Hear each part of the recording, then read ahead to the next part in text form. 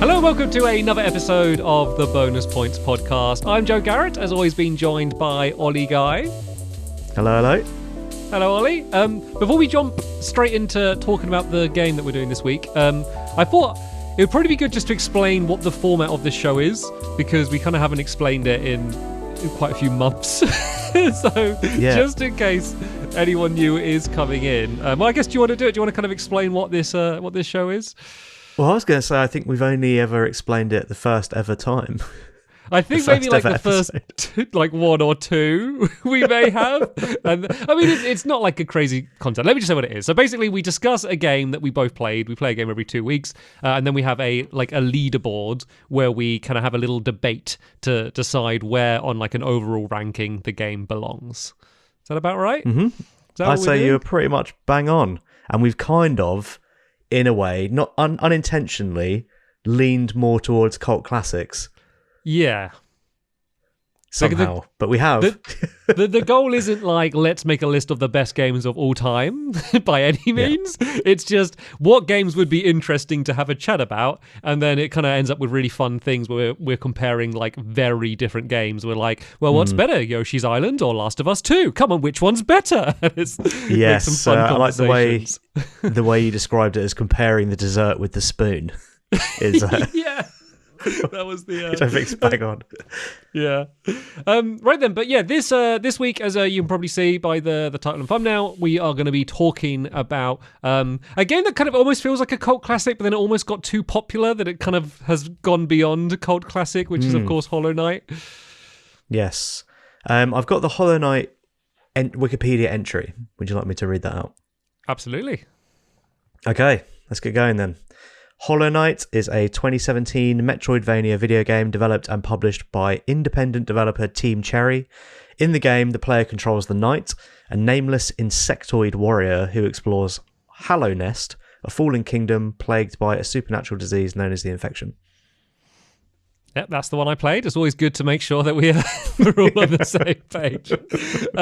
So this was my choice of game. It's a game that I had played before, and I think I had it at number 4 on my favourite games of all time.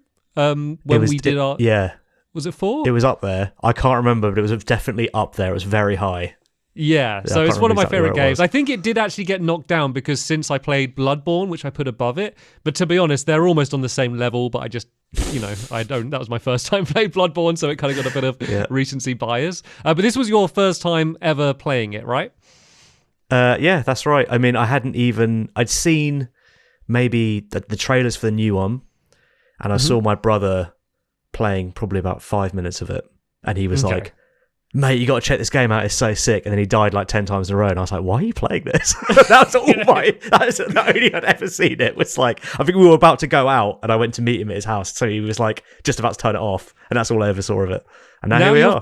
Now you've played it, do you kind of remember where he was, or like what boss it was? Yes, I remember what it was. It was the like giant centipede things that are like smashing. There's a bit where they're like running like trains across. Yeah, it was that section. Yeah. Oh, that bit's easy. I mean, that's his bad there. Could call him out. That's his bad, yeah. So yeah, is it kind of what, from the little exposure you had to it, is it kind of what you expected? Yeah, I'd say so. I'm undecided on whether or not I loved it. I don't know. I think normally when we talk, sometimes things change. Mm-hmm. I liked it. I didn't hate it by any means, but I'm like, at the moment, I'm like, I don't really see the hype. Like, it was good, but I wasn't like, oh my God, I have to play this 24/7 because it's, like Death Stranding, for example, where it literally took over our lives. I didn't get that with this, which I thought I was going to, because I was quite up for it going into this. So I did my first playthrough, and like this playthrough, like I mean, it didn't take over my life, but, I did play. So I got 111% out of, which I looked up online, a possible 112%. So there's one thing in the game I didn't do, and I think I know what it is. It's like a super difficult end boss. So I basically did everything that you could have done in this game. But like, oh my God, completing the game normally I did quite quick, because like a big part of the game is obviously exploring and kind of learning like mapping these areas out and stuff and Mm-hmm. knowing where to get items. And I remembered quite a lot of that. So I did a lot of like the actual just main game, which is what you have done. I did quite quick. Yeah. And then I kind of focused on a lot of the side stuff, which I hadn't done the first time. So I actually played a whole load of new content, which was quite good for me. Oh, cool. Well, that's good. Because, this one is the one that comes with the DLC, right? It's called like... There's something that's Howling Cliffs as part of the DLC or something, isn't it? So it's called the Void Heart Edition. So Yeah. the DLC is a bit weird because all the DLC they were just updates to the game. They weren't a separate download. They were all free. They were basically just big free updates. It's kind of like the best way DLC was done. But yeah, they're all kind of rolled in. There's no like... I mean, there's new zones and bosses and stuff, but it's not like you like. I played through some of the DLC on my first playthrough, but I didn't know it was DLC because obviously I played the game once they were all out. So it's for me that I don't really have any separation between the main game and the DLC. Yeah, I had one guy I spoke to, and he was like, "Do you accept my challenge?" And I was like, I remember Joe mentioning that those ones are like extra, so I left him alone. So big question. Obviously, we spoke a bit while you were playing. Kind of like our rule is like we never really kind of share opinions on the games or get too in depth. But if one of us is like having trouble, or if say one of us discovers like, oh, by the way, there's this setting in the options. If you do it, it's way better. Or like they say this, but just ignore it. We help each other out just to like make sure the other person won't get frustrated. But I don't know. Did you finish this game? I know it was right down to the I did. wire. You did. I woke up at 7 a.m. this morning, and I was like, I have to finish it. I was like, I can't go into that call later on and not have finished it. So I got up at 7 a.m. I got up at 7 a.m. and I went to my living room and I finished it. Because you know what, I was really worried because like obviously for me like I don't really I care for the podcast, but I don't really care. But I just know that for like the comments for like wherever it ends up on the list, if it ends up like not very high up, because I would want it high up. I was like I need Ollie to say he's finished the game, so there can't be comments saying that I did that you didn't even finish it. 17 hours, and I did 45%. 45. Didn't even see half the game. Is that how many endings did you get, Ollie? How many endings did you get? The true ending. I got one. It might have been the true one. I don't know. But let's not worry about that now. I will say we are going to try and avoid spoilers as much as possible. If we are doing a big spoiler, we'll warn it. But a big part of this game isn't like the plot of the game. It's much more about exploring. So it's quite a difficult game to explore, but maybe there's a few specific moments that might have been a surprise that wouldn't be a surprise. I mean, if you are on the fence about playing this game, it's on Game Pass, it's on Switch, it's on PlayStation, it's cheap. It is a good one to play before listening to it. But maybe if you're on the fence about playing it, maybe this podcast could push you either direction. Yeah. I mean, let's try and explain if you haven't played it or seen it. But what it is, you're like a little bug, and you're going underground and exploring this tunnel system. And it's a Metroidvania, which basically means like you have different abilities, which are essentially like keys that take you to new areas, and everything's kind of keyed off, but not in a traditional way with an actual key. It will be like, oh, you need a double jump to go this way, or like you need to be able to fly to go this way. So you kind of remember where these places are, in theory. Something I struggled with. And then you come back with your ability, and then you can run them through. And I think anything more than that in terms of the plot might actually be a bit of a spoiler. Yeah. I mean, we try to not hold back too much on these conversations, but I guess we will give warnings if it's getting to an obvious spoiler. Yeah. But I guess we can kind of just focus on like more the core gameplay. General, like as you say, so it's a Metroidvania, but one of the things I like about it, and this isn't unique, but like most of the abilities that you get, they're not just like, the key, and it's not just like, oh, now you can open these doors. Normally it's like, oh, you can double jump, which will help you in combat, or you can dash, which will help you and will help you in like traversal. So normally it's like you can reach a new area, you can like traverse easier or reach new places with that as well, and it also helps you in combat, which I feel is like makes it much more satisfying when you get one of those new abilities. Yeah, because also it has that cool thing of being the double of like, you either first of all figure out how useful it is in exploration or combat, and then you use it in the other scenario, and you're like, oh, it is actually like, you always get that. You always do one or the other first, and you're like, when you get the other one, it's like a little satisfying. Yeah. Like, I don't know if you ever played Guacamelee, but that does that really well. Yeah. So like the second jump of your double jump is an uppercut. And like it's all like that. So everything is like got a second use, and it's like, I don't know, very satisfying to kind of figure it out as you go. So did Hollow Knight feel different from you to any other Metroidvanias that you've played? Yes, definitely. There's two things I think that make it different, and they're not necessarily bad things, but the map is absolutely huge, like unbelievably huge. I think I was thinking about this, and I think Symphony of the Night, which is a game I finished maybe 3 times, I think it's probably about a third of the size of this. Yeah. So this game, so not only is the world huge, but also your map kind of goes between being borderline useless to really good quite quickly. Like it's quite the map is like you can only rely on it probably 70% of the time, and the rest of the time it's like you don't have the right map piece, you're not wearing the right charm.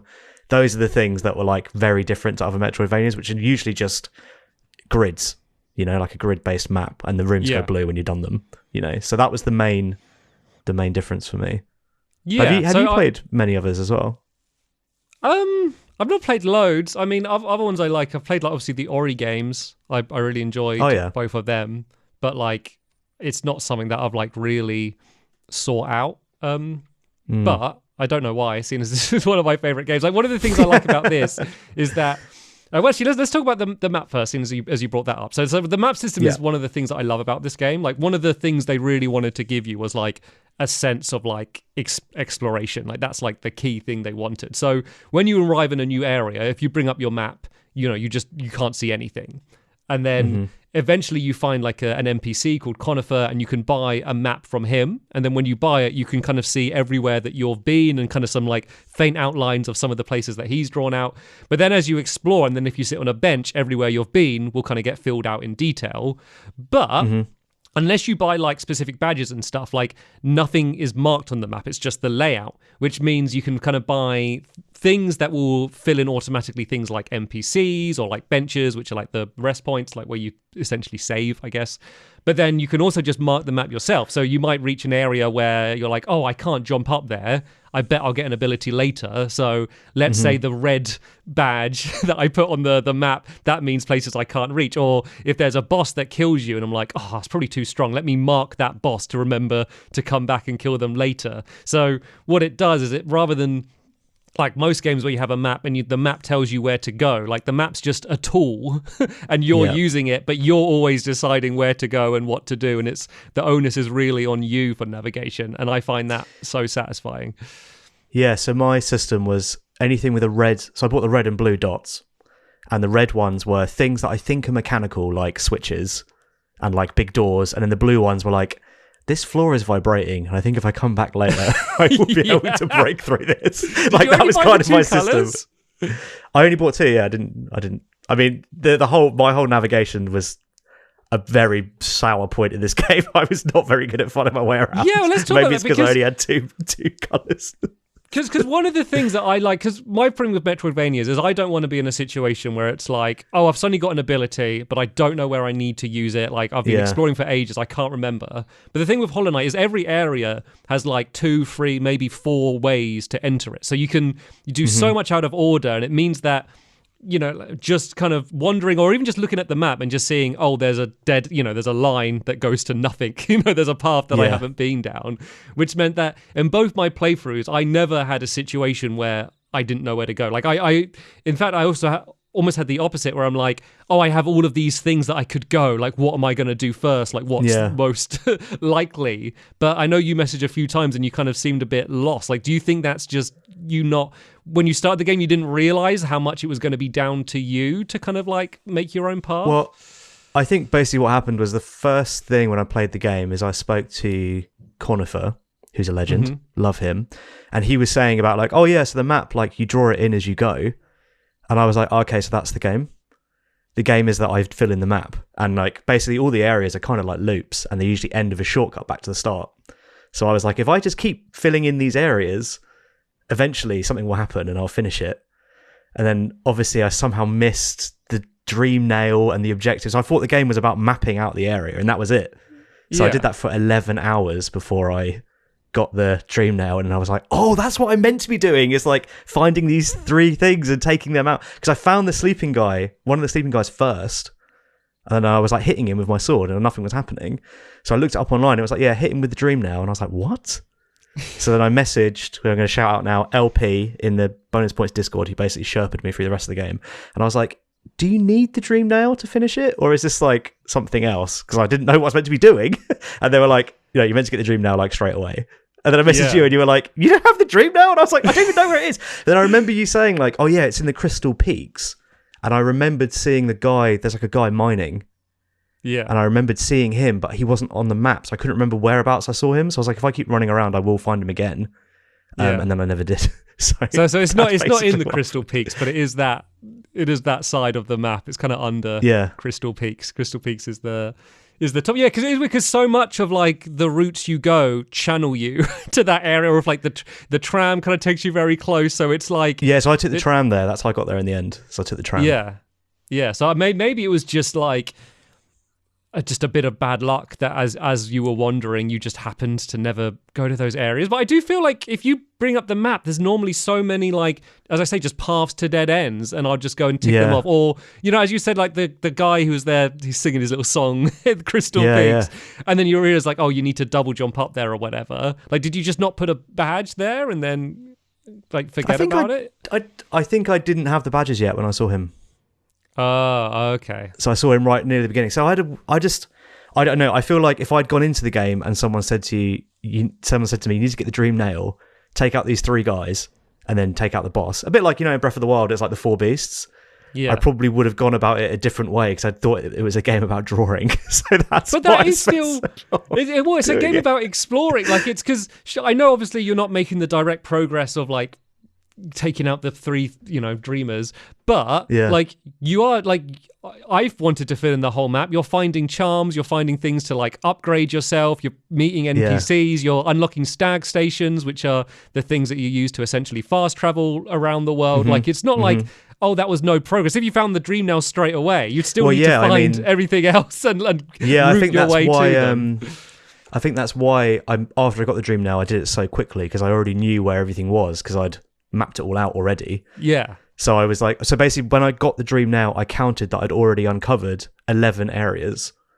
And I think there's not that many more than that. So I kind of already knew where everything was. So then when the little icons appeared on the map that show where they are, I could see where they were like almost exactly because I was like, oh, it's like one more room beyond where I went. So, or I'd already been there.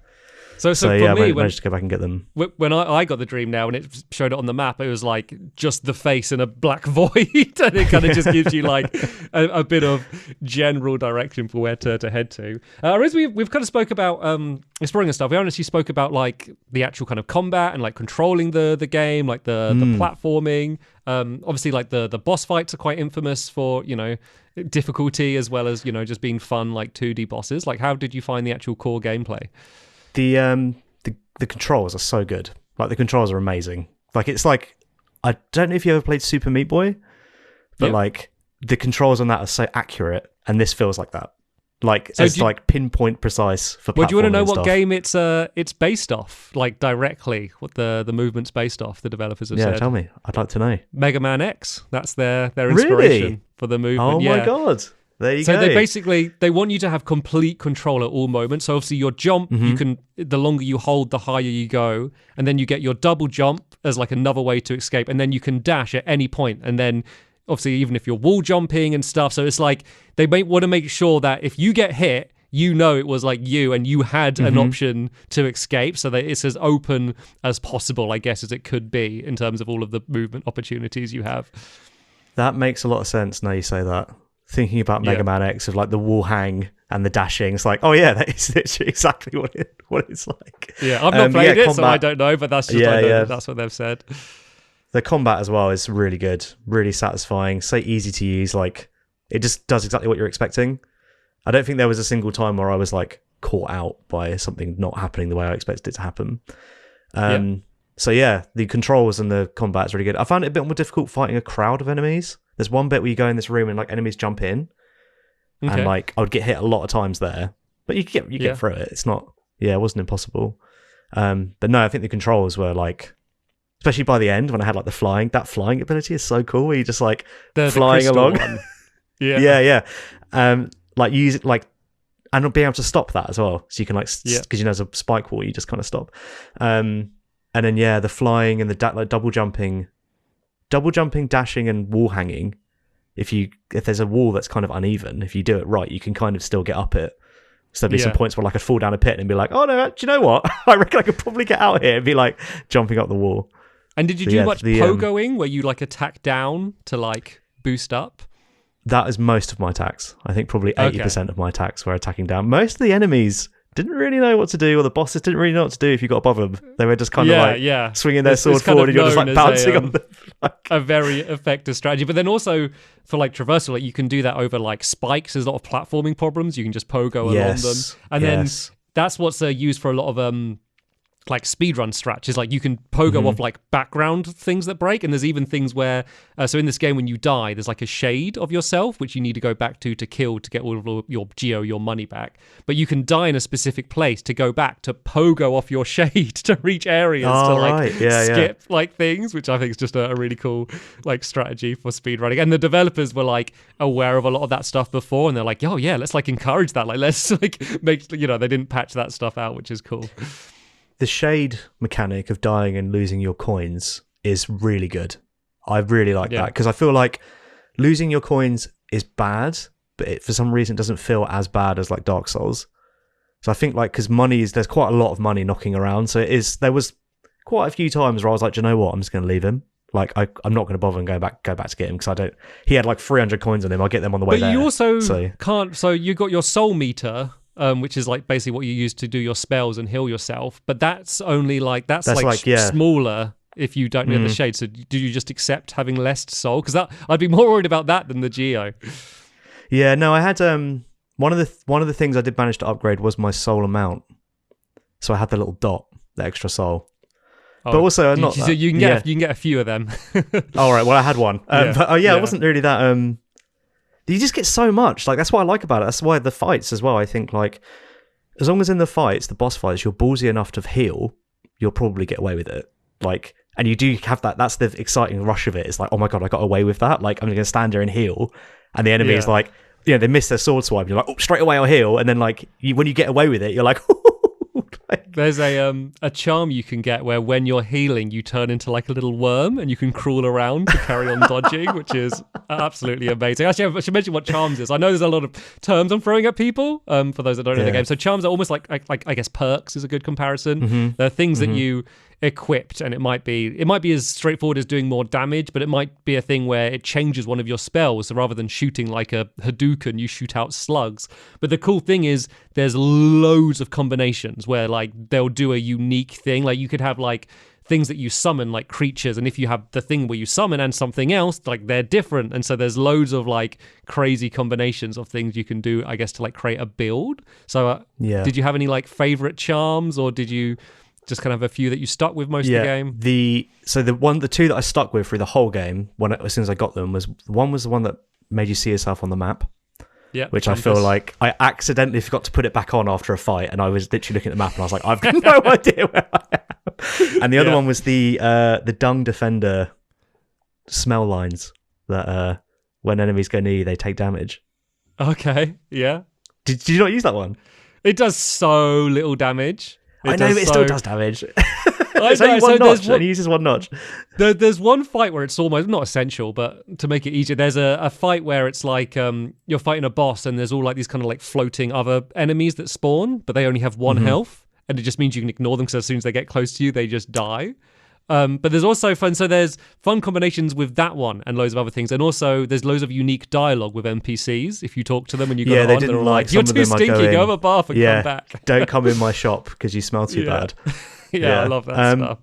But no, I used those, and the other one I used a lot was the one that extended your nail, but the 3-notch one, so it was a really long, because that made pogoing a lot easier because I could be much higher up before I hit them. So that's a great one.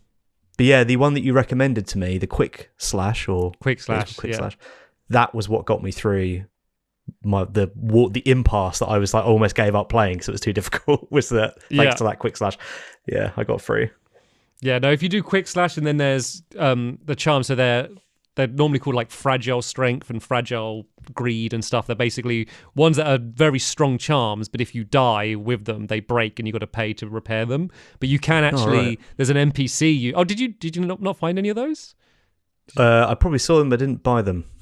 So it's a different character. It's a character called Leg Eater. It's like a unique character that sells them. He's like quite a. Was it the guy that's like a grasshopper guy? Yeah, that's the one. Yeah, I saw him. Yeah, I just didn't buy them. But yeah, I saw him. What? You messaged me saying about like, oh, it's so weird. I always end up having just loads of Geo, and I don't know why. It's like because you're not buying anything. Like, why are you buying these things? I wasn't like, oh, I'm really struggling. I need to spend my money on. I was saving it for the stag stations. No, but don't you just want to collect all your charms? Like, don't you want to see them all in a row? No, it's all right. I had a good set of charms. I had a few good ones that I liked, and I stuck with them.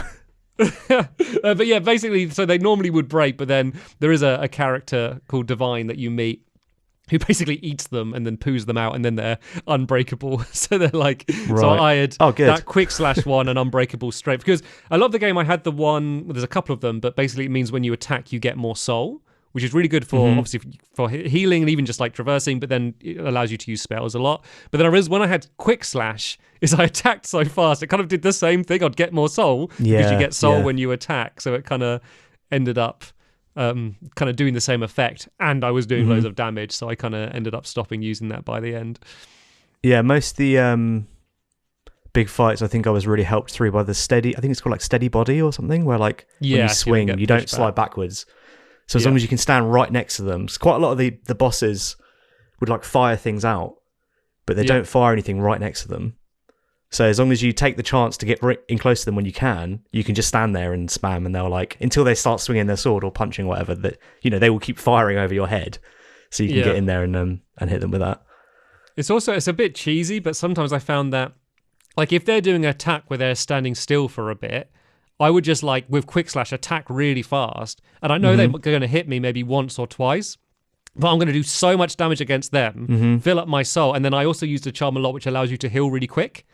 And so then I could just do that, and then I'd heal up really fast, like because I could heal up 2 or 3 when I could normally only heal up 1, and so it almost feels like it almost feels like you're cheating yourself a little bit sometimes, because it's like, oh well, I'm not engaging with the fight, I'm not dodging kind of like the bullet hell sections, I'm just fighting through, but it's also really effective, and I worked out this this thing, and so it kind of feels satisfying in its own way to like beat the game at its like own plan. Yeah, I used the quick heal one for the final boss, because there's quite a few moments where he's like not attacking you, so I was like, if I have quick heal, then I can get 2 or 3 off rather than just 1. So yeah, it was really effective against him. But yeah, I mean, I like it. It's basically like a much simpler version of having equipment, really, because you don't have to worry about carrying a shield and a cape and all these other things. It's like you just have these charms, and also when you buy them, you get the ability to buy more slots for them. So it kind of makes perfect sense to have them, the way it works. But yeah, the healing I really liked.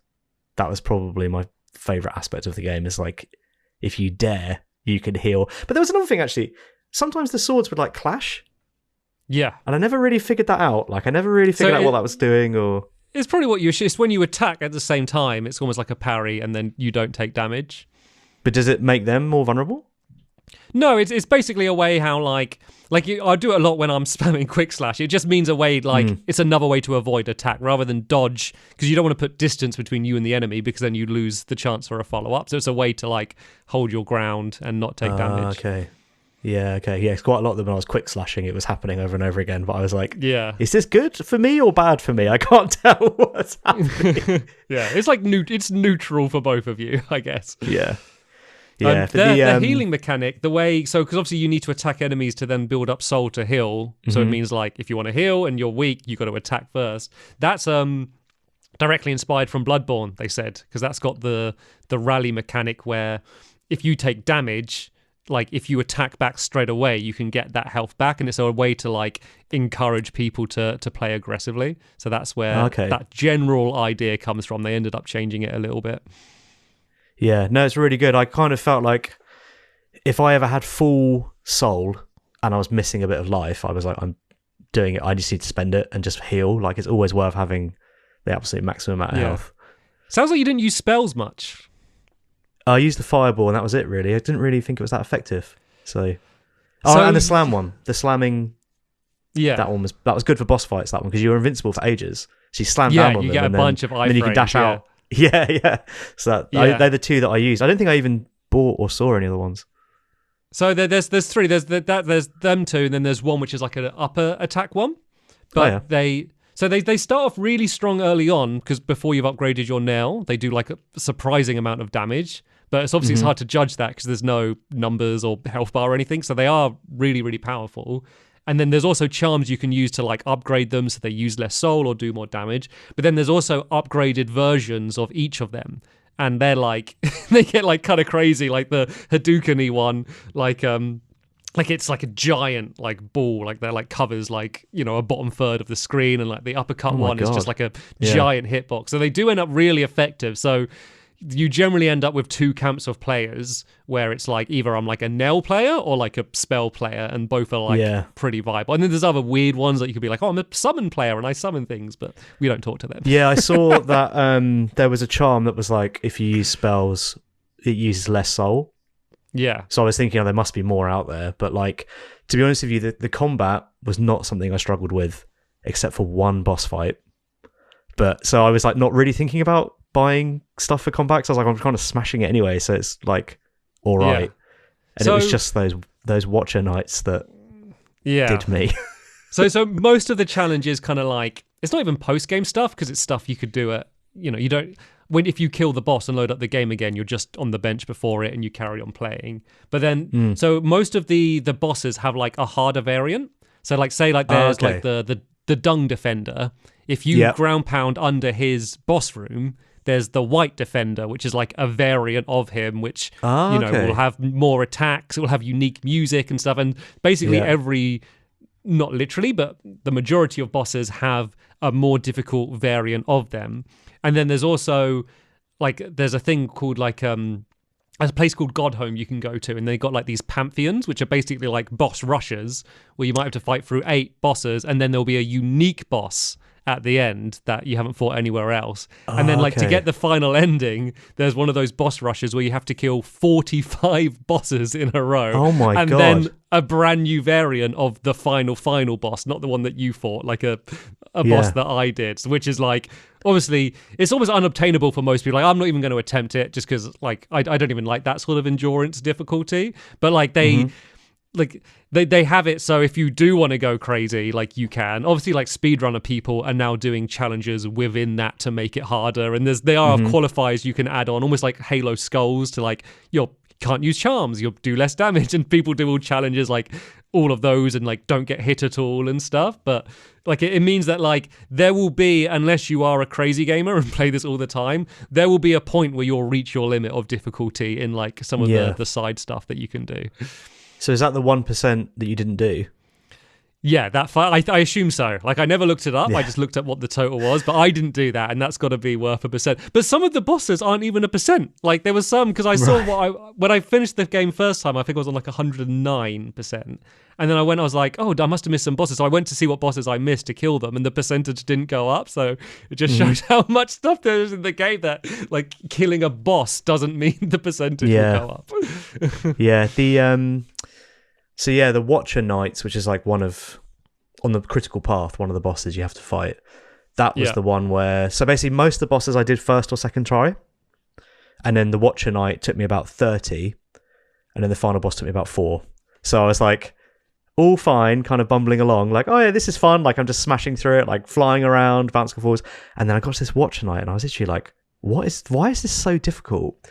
And I think what it is that the arena is wider than the screen. So they're off the screen. These Watcher Knights are like, they're basically like rolling beetles, and multiple can come at once. So yeah, not only would they be like off the screen, the way the orange light comes in to like revive them can also like obscure them, and they're the perfect shape to obscure each other. And the attack, they've got 2 main attacks. They just like roll along the floor and roll through the air. They both start up the same way. So it's literally like all of these things that are just really annoying are all in one fight. And I was like, so that's what I text Joe, and I was like, I don't know if I'm going to be able to do this. And you said, go and get this quick slash, I went and got it. I came back and I did it in 4 tries. I was like, "Yep, it's done." Nice. And I also told you like, oh yeah, they're infamous for being like the hardest. Yeah, that was also normal, good. Yeah, but yeah, I on this playthrough I probably died to them like 6 times or something as well. I also gave you the tip, and this actually is a good segue to what I want to talk about next. Of before the room, you can jump up and there's a secret room, and you can drop a chandelier to crush one of them before the fight. And so that's like obviously just one little thing, but that kind of little extra detail is just everywhere. And this one of the other things I love about the game is just the attention to detail, the amount of like little hidden things. And if you as I say, wearing this charm and talk to this person, or if you go here before doing this, there's so many little tiny considerations about seemingly everything. Like it's such a high level of polish in every level. It just means that even though you're gonna miss, like, you probably would have missed that if I didn't tell you about it, even though you're gonna miss like so many of them, there's so many things like that in there that on every playthrough you're gonna at least find like a decent handful of them. There was one moment where I swam underneath a platform, and then I was like, oh my God, every single pool of water I've ever been in this game, I've had to go back and swim underneath all of them. And then like, oh, you can now swim in acid. And I was like, oh, no, I have to do it again. I can go back and swim through the acid and try and get underneath everything. For a lot of those areas where you would need to swim through acid to get to somewhere, if you jump and land right on that little tiny ledge and use the crystal like launch thing, you can do that to like sequence break to like get through those areas without having to swim through acid. Yeah, I use that a lot in the so a lot of my playthrough I was stuck around the City of Tears and the Royal Waterways. I don't know why I was stuck there for so long, but eventually I just kind of realized that if you jump up high enough in especially the City of Tears and then use your blast, you can kind of like just fly over the entire sections of it, which is just great. So it made getting around really quick. So like I was like getting annoyed with I can't remember what it was I was doing, but I was like, God, it takes so long to get back in my mind. So I actually timed it, and it was only like 40 seconds, and I was like, what's wrong with me? Like, I thought I was like taking 15 minutes to get back every time. But yeah, because the movement is so good, like moving around is not really an issue. Replaying areas and stuff is not a big deal. And I'm assuming you didn't reach it, but you do get like a teleport feature like later on. So basically you did you upgrade the Dream Nail at all, or No, I didn't. I spoke to the person and they were like, you need to give me 100 essence. And I ended the game with 22, so I was like, I'm nowhere near. I'm not even going to bother going back to that. So yeah. so that moth you keep going back to, and I think the last thing he asked for is like 2,400 essence is like the final thing you get. But he'll give you Pale Ore and stuff, but then also he'll upgrade the Dream Nail, which you can use. So the Dream Nail you can use to fight a lot of the bosses. So you'll find like dead bodies or things around the area, and if you use the Dream Nail on it, you'll get taken to like the Dream World. That's probably not the proper name for it. I couldn't get that to do. I assumed that's what it was going to do, but I couldn't get it to do it. So there was a guy sitting on the floor who was dead, and I was hitting it, it was just bouncing off him. Yeah, and then there was a scarecrow as well that I was hitting, and it wasn't doing it. It was just like the scarecrow would say something. Was that just outside King's Station? Was it? Think like so. A guy in like white armor. Yeah, just kind of sitting. It looked like he was sitting down but dead. Yeah. So you upgrade the Dream Nail. So there's like most of them you can do it on, and you can also just do it on NPCs to see what they're thinking. You can also do it on just enemies, and you get loads of soul from it. So sometimes that's even effective in boss fights. But eventually you upgrade it to go to more places. So that guy, if you do it on him once it's upgraded, you go to a place called the White Palace, which is basically like all platforming. But like you mentioned earlier, like Super Meat Boy, it's like that level of like literally spinning saw blades and like hardly any ground, all wall jumps and like pogoing off saw blades, like extreme challenge. And that's one of the steps that you need to do to kind of get like a better ending, like kind of the second ending is to go through a lot of that stuff, which I hadn't done in my first playthrough.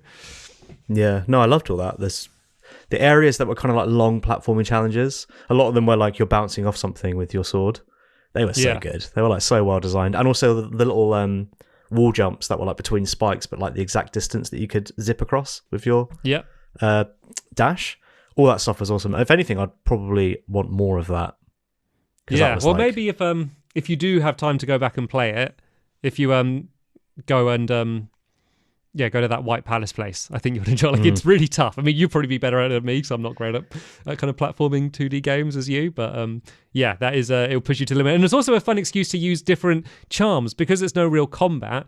I use this charm which I got from the Hive, which is where a bunch of bees are. I don't know if you found that place. No, but I saw it. So you sent me a video, and I saw it in that, and I was like, oh, I didn't even go to that place. Like, I didn't even know that was there.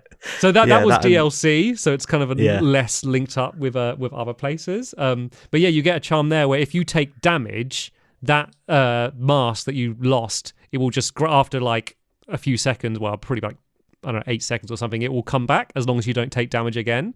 And so because there's no enemies in the White Palace, generally, like, you're not getting any soul back. So one of the big, I guess the way they set it up was that if you take damage, it's kind of permanent, you know, because you can't heal much. But then with that one, anytime I took damage, I could just wait for a bit and kind of lower my risk. So I was using like Dash Master, the one that lets you like dash really quickly and stuff. So it was kind of nice, completely like changing my setup of charms for just this one particular challenge.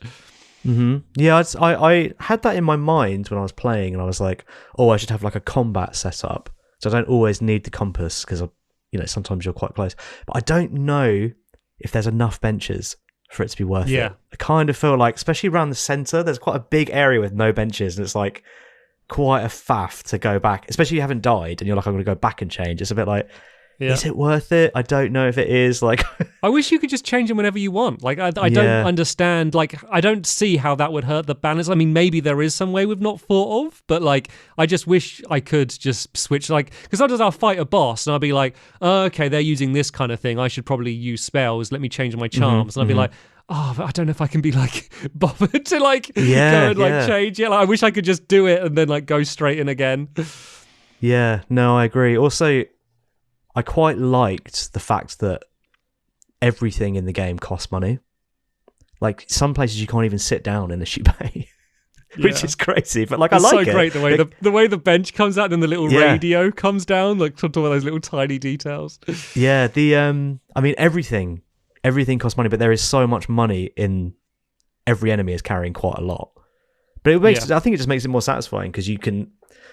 I didn't really struggle to buy anything that I needed. I think there was one point where I didn't have enough to buy the stag station.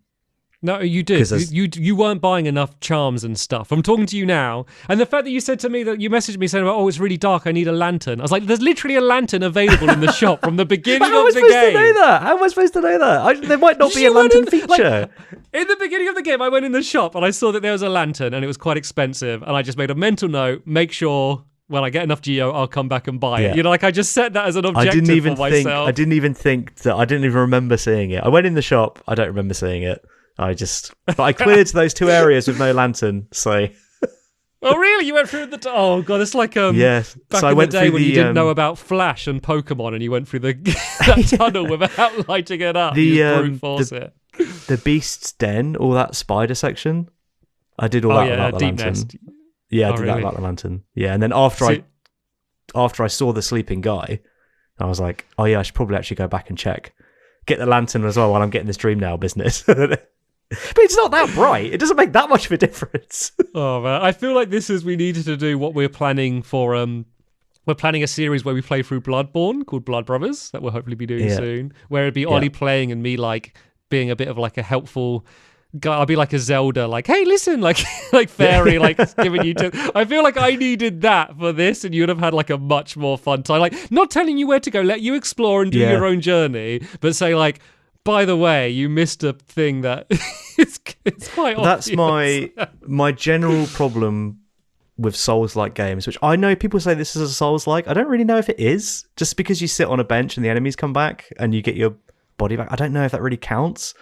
Like, the problem that I always have with these games is like I always feel like I've missed something, and I either have or I haven't, and then I'm worrying about it, and then someone goes, "Oh, but you didn't pick up the thing," and it's like, so I'm technically skilled enough to do it, but because I wasn't holding the right item, it doesn't work, and it's like, that happens to me quite a lot in these games. But the thing is like the skill is about that, like the not missing things on the map and marking things and like your explain, like that's the core, that's the main thing. And then it's got all the combat and stuff as well, which is obviously a huge part. But like their idea was a game about the exploration. That's the skill, and maybe you have you have the reactions and you have like the game sense to do the combat. But maybe you just haven't played this type of game enough that you haven't learnt that other skill and learnt how to keep track of things and remember where things are and or make notes. I make notes on my phone about like don't forget to go here. Like this is one of the games where I'm thinking about it when I'm not playing it, and I'll be thinking about when I go back, I'll be in the shower and I'll be thinking like, okay, I'll probably go there first because there might be Pelor, and then I'll go and like level up, and then I didn't explore to the end of this area because I found the stag nest and I went out, and so I'll be thinking about like so when I go to play, I'm not like, what shall I do? I'm like going down my list of things that are like my objectives I've set for myself. And I love that because that's so much more engaging to me than loading up the game and following like a waypoint arrow, like what I do in most games. Yeah, I mean, Castlevania Symphony of the Night, I really like that game. But the thing with that is that because it is so much smaller, it's just a lot easier to remember like where you've seen things and also I think like even though this game has amazing environment design, quite a lot of it is like blue tunnels.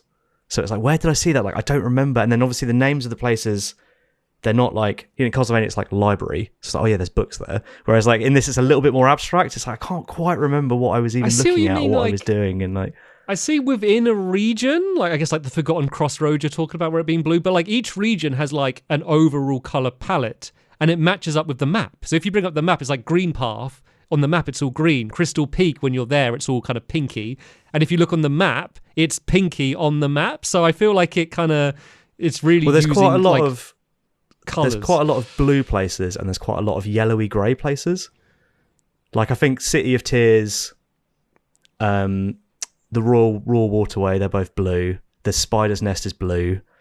Isn't the fungus place, but with the bouncy mushrooms, isn't that blue? Fog Canyon. Yeah, and then like the Abyss is kind of yellowy, and then there's like something else, Ancient Burial or something, is also kind of yellowy. So it's like, I don't know. It's just a lot of it kind of ran together. Like the ones I definitely remember really well is Green Path and Crystal Peaks because they were really different. Yeah, I guess they're the examples I gave because for the same reason they do stand out. They're the ones I definitely remember, and obviously Dirtmouth because there's no ceiling in Dirtmouth, so I remember that because you're above the ground.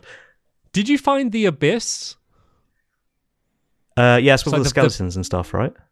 The like all the shade things, like the. Yeah, I did do that. Yeah, and it's like coming out the holes and trying to grab you. Yeah. That's where you get the That's where you get the shade cloak.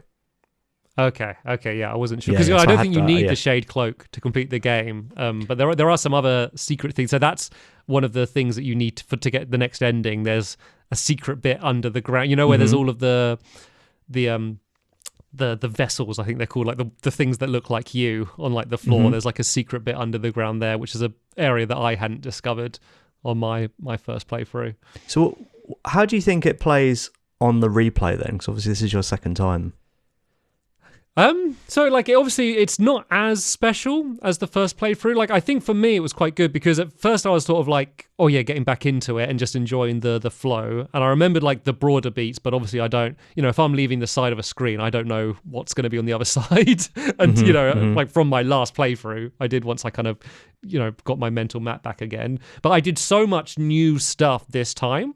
It was so Like my level of appreciation of the game went up so much because I realized that I loved this game and I thought, I was not doing a full completionist run. Like I never looked anything up my first playthrough. I just did it blind. But then this time I was less precious because, I was less worried about being spoiled because I'd already beat it. So I was kind of watching YouTube videos about things and not even like videos saying, oh, go here, go do this. But they'll just mention, oh yeah. And then like when the Grim Troop moves into Dirtmouth and I was like, wait, who? Like, who's the Grim Troop? And then I looked and I was like, well, how do you get the Grim Troop? Then I find out how to do that. And it's like this traveling circus and this like kind of this vampiric boss that you do. And it's like really cool. And then there's this mission where they send you out to complete this ritual and you get a charm from it. And like there's all this stuff. And then I'll just hear another video where they'll mention about like a charm. I was like, oh, what's that charm? And I look how to get that. And it's like, oh, you got to go to this door. And if you have enough lifeblood, then this door opens and it's this greater being. And so I kind of just through proxy kind of like discovered all of these new things. And because I thought the first game, I was like, there's so deep, there's so many cool things to discover, but I didn't realize how many things that I had missed. And, I really loved kind of going through, and it never felt like just going like through a checklist and ticking these things off. Like every time I was like appreciating, or just there was something fun or like an interesting boss that I had missed my first go through. Yeah, I think what you said there about it not being a checklist, I think that was probably on the minds of the developers, because they give you your percentage right at the end. Like the last thing you pick up tells you your game completion. If you end at the credits like I did. And I was like, oh, that's interesting that you've given it to me now. So now I can be like, oh, I should go back and, collect more of the stuff. There was also a charm, you were just saying about charms. There was one that I was like, oh my God, it's so cool. And it was completely useless, which was the Thorns one. When it hits you and then it like goes. I was like, oh, it's going to be so helpful. And like, it basically just didn't work. Like, I didn't kill anything with it. And I was like, every time I was like, I should take it. It's really good. And then actually in theory, like actually in practice, it's just like basically not using it. Yeah, I mean, when you see it takes one notch, it's normally a sign that it's not going to be like an OP true. One. It's not bad. So there is another one that means when you take damage, you also gain soul. And so if you were doing a run, like, where I was saying about where you just tank damage and you just attack really fast and then heal, if you had the one where you take damage as you get hit, you're also gaining soul and then have quick heal. Like there is a build that you could do where it, is one that you're going to use. Not that it is one that I use particularly. Well, I had quite a good little combo of quick heal, and there's one that like releases spores when you heal. So it basically turns you like into a little smart bomb, because you can heal even if you have full health, you can still use it. And it kind of shoots out this like screen filling gas. I don't know how effective it was, but it was quite good watching the enemies like flashing when they walk through it. Yeah, a lot of those things don't do much damage. Like that, the smelly one is kind of known as being one that isn't. It's pretty useless apart from in very specific scenarios. Yeah, and also there's a little part of me that was like, I don't want my little guy to smell. But I was like, he's a bug. Like he can smell he's a bug. But the something we haven't really talked about is that the production quality is absolutely amazing. Like the sound mixing is like perfect. The graphics are really good. Like it looks amazing, and also it's such a fun idea to be a little bug, isn't it? Not enough games about bugs. So there was, this wasn't the first game with, I guess, the Knight character in. This is they did a game jam game called Hungry Knight. Had you heard of that? I heard of it when I was getting the Wikipedia for this. I read down on the development and saw but you can tell the story because people probably don't know. Yeah, I mean that's basically it. Really, they did a game jam. It was kind of on like kind of no clip era for those of you that remember that. And they did a game called Hungry Knight where they'd walk around and eat things. And apparently it was really bad. It got like really bad reviews, but they just kind of they loved the little character, and so they decided to use it to become this character, I guess, in Hollow Knight. I think they made another one as well called like Under the Earth, or that was for another game jam. It was called Under the Earth, and then they decided to bring it forward again. But they didn't. I think that's right, but they didn't finish it. They'd run out of time to submit it for the game jam. But it kind of sparked their idea to then end up making this game. It was mostly made by like 3 people, like for much of the development, and then like a lot of like the character voices are just people that were in their office. Like 90% of the voices was done by a woman who just worked in the same building that they did. Like wasn't a voice actor and did like all of them. It's like super bare bones. And then obviously it was somebody worked in the same building. That's so funny. Like she's downstairs at the delivery thing, like meow meow meow meow meow. They're like, oh, you'd be perfect for this. Mumbling around the office. But it was on Kickstarter, but it wasn't like by Kickstarter standards like a big success. Like it made like 50,000 or something, which I know to you and I, like it sounds like a lot of money, but to make a video game and rent office space and stuff, like that's not a lot of money. They had to get a big loan as well. Like it wasn't like it didn't have a budget basically at all, this game. But one of the cool things is one of the tiers for the Kickstarter was to design a boss. And then they would put the boss in the game. So a lot of the bosses I was saying about were like the dream bosses, where you use the dream now to fight them. They were designed by like Kickstarter backers, which I think is like nice. a great way to include. And then there's another area you probably found near the Moth in the resting grounds where you kind of see like there's just loads of characters. And you can kind of see like holograms of them, and then if you click on them, they'd say something, and they're all basically like quotes that backers had submitted to put inside of the game. So some of them are a bit like Mimi and like mentioning like other games and stuff. I saw in the options there was a setting for turning on backer names, but I didn't. Yeah, so I'm assuming that maybe it labels who did what. Yeah, maybe it puts their real names over the top of it, I guess. Yeah. Okay, I've got one more thing I want to mention. That's a negative, unfortunately. Okay. I don't think the enemy design is very interesting. Like, the actual enemies themselves, so many of them are like blue balls with white masks, and that's kind of it. And it's like, you have the whole insectoid world to play with. Like, you could have caterpillars, you could have like actual moths flying around. I don't think they even have those. Like, all these different things, and so many of them are like a blue ball with a white mask, and then little stick arms and legs. Like, I feel like they were the majority of the enemies I fought with those things. And then there was like those kind of posh guys, but they were much the same. You know, like a ball with a little head and then arms and legs. They drop more Geo though. yeah. Well, that's a nice touch. But yeah, I feel like there was a lot of bugs they could have used we didn't really get. Yeah, I mean, so there's 149 enemies in the game. What? I get your point.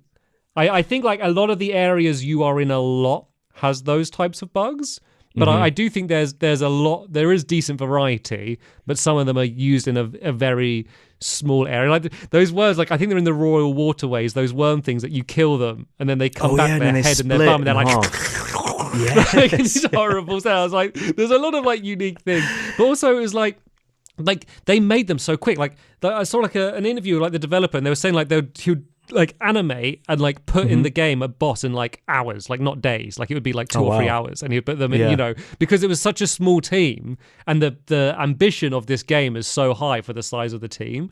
I think like, you know, maybe that's where they're hitting the boundary of, you know, just if they had another person making and you know, the same person animating them was doing the AI for them, you know, like it's kind of crazy for how stretched they were.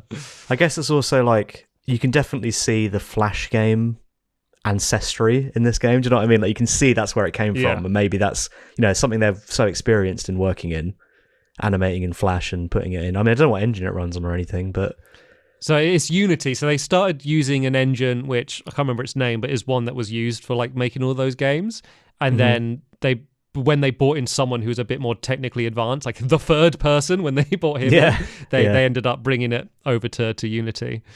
Yeah, fair. I've also got a little detail I really liked, and I wanted to mention it, which is the, you know, when you go on the tram and it plays the safe room music or safe area music, and it plays it through like the crappy tram speaker.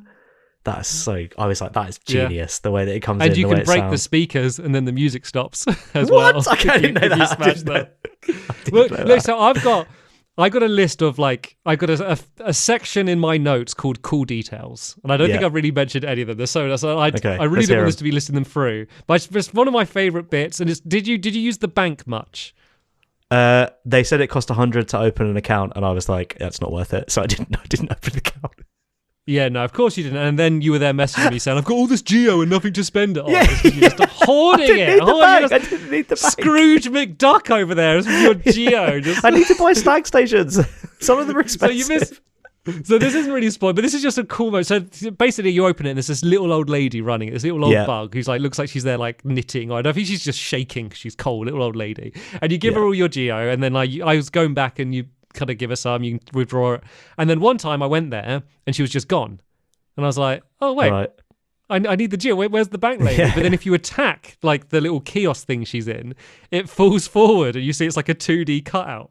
And then as you got to leave the area, the sign that says bank kind of just breaks and then like drops down to the ground. And you're just like, oh, she scanned me for all my Geo. And in my first playthrough, I was like, oh, okay, that's just quite funny. Like, it's annoying I lost my Geo, but that's like a cool moment. But on this playthrough, I ended up running into her again. She was in like a spa. And then I went up to her and I confronted her, and she's like, oh, yes, you probably want your Geo.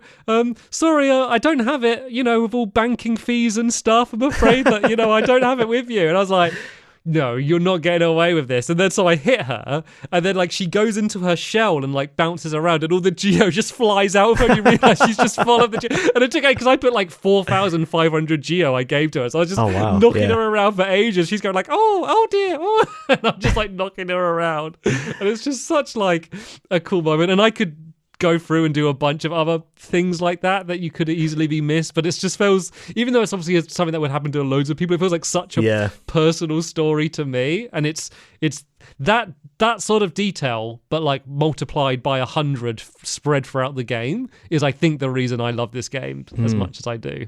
So you're telling me I shouldn't have put my money in the bank because I would have lost it?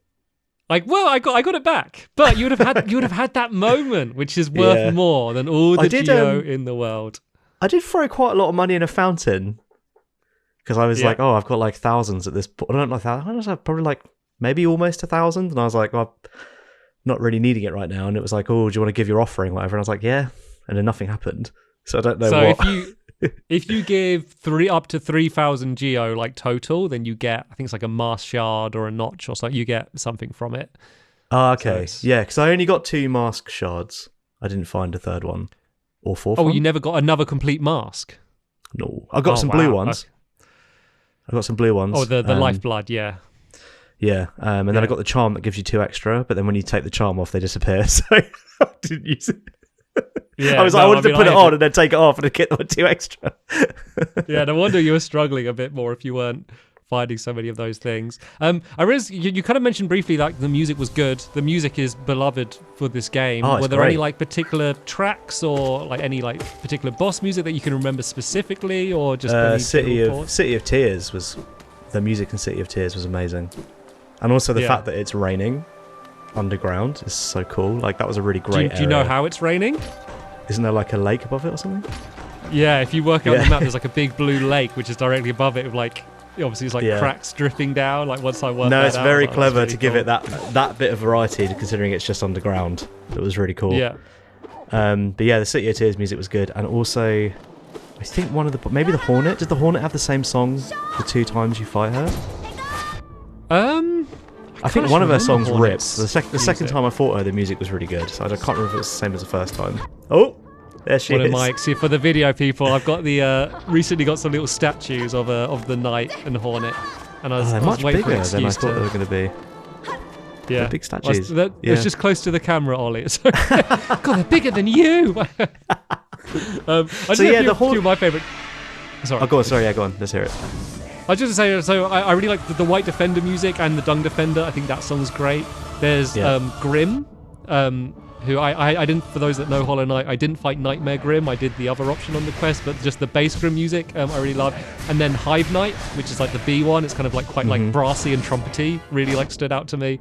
So there's some that I enjoy. And then the White Palace as well. Just the background music was great. The whole Dung Defender section was amazing. That was probably my favourite part, I think. Like hearing him before you get there and he's like singing, and then you go there and you fight him and it's a pretty good fight, and then after you beat him he doesn't die, he's like hangs around for a bit, and I was like, oh, this guy's great. Like I'm a big fan of this character. Like crawling away in like the distance. Yeah, he's like the background of his legs up, isn't he? Yeah, another one like that was I guess you would have thought the was it like Soul Master, I think he's called? Yeah, so I did fight him and I assumed that was going to be, I was going to get stuck on it for ages. But then I beat him first try, and that was the one. Nice. Do you remember? So we went away recently to Bristol, and do you remember I said to you, like, with Brian as my witness, I beat one of the bosses first try. That was the one that I beat just before we left. And you were like, and I was like, you would never believe me, because I thought he was a big deal, because the way he like flies over, I was like, oh god, this is going to be hell. But I smashed it. I did it first try. Both phases. He's as well.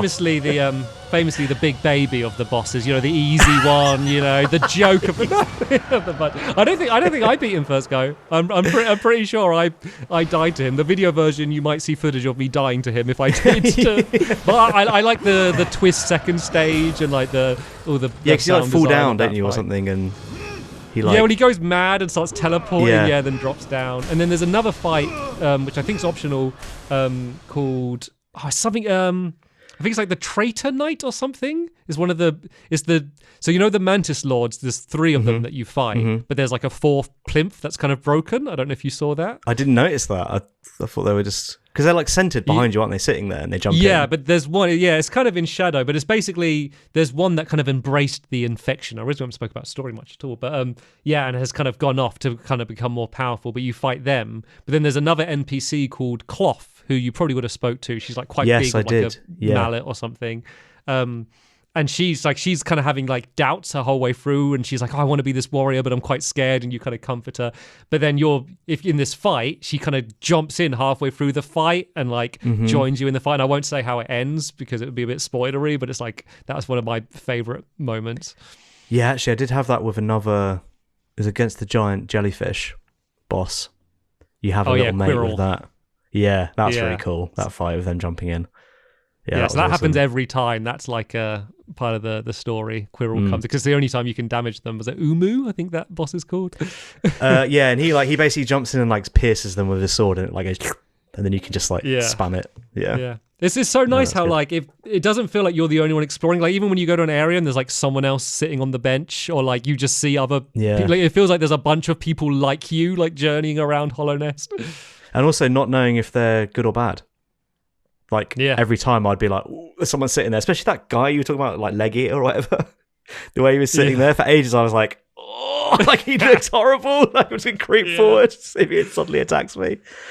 There's someone who's like called like Menderbug who goes around like fixing all the signs and stuff, and everyone always kills him. So he kind of just looks like a normal. Well, so you probably did kill him, and not like right at the beginning. And he's there like, and you can find his diary, and he's like, I love fixing signs. He's like really cute, and everyone always accidentally kills him. Well, it is cool that they kind of contextualize everything that they possibly can with like Conifer with the map, and also found out that he didn't used to sing in the first version of the game. When the game first came out, so he was even harder to find. Yeah, I think the paper was there, but he wasn't singing. But the fact that he's drawing the map is like contextualizing it. And there's a good story. Did you get did you get to where he was back at home again? And he's asleep. Yeah. I went in the shop and he was asleep in the background. It's nice because like the wife, because the whole time she's like he's away, he's like, oh god, he's off again, leaving me on my own here. But then like if you talk to her once he's back, he's like, God, you know what? I know I do like moan about him, but I do love how like passionate he is. Like maybe on his next adventure, I'll go join him. I'm like, you guys are great. Like, yeah, they're very sweet. Also, the fact that they're saying, oh yeah, the city has fallen or it's like on hard times, kind of contextualizes why everything costs money, because it's like everyone is scrabbling for that bit of money. So it's like, oh yeah, if you want the map, you've got to pay. If you want the pin, you've got to pay. If you want, every single little thing. Even if it's not a huge amount of money, it does cost money, which is which is cool. But before we do that, the one other big thing that we haven't spoke about is we haven't spoke about like story or I guess lore at all, which I know that's a lot of people that really love about this game. Like how much of the lore did you like infer from playing it? Because I know it can be quite difficult on like a first playthrough. I didn't pick up that much.